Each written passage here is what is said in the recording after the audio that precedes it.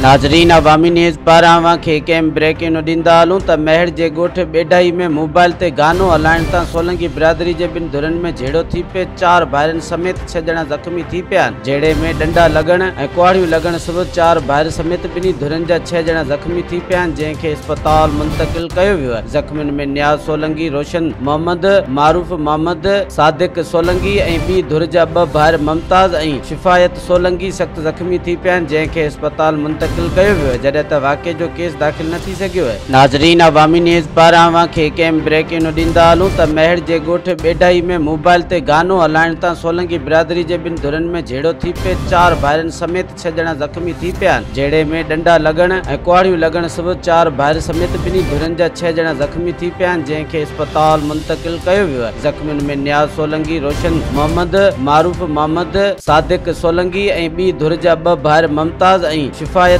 सोलंकी सख़्त ज़ख़्मी थी पिया आहिनि, जंहिंखे इस्पताल मुंतक़िल कयो वियो आहे, जॾहिं त वाक़े जो केस दाख़िल न थी सघियो आहे।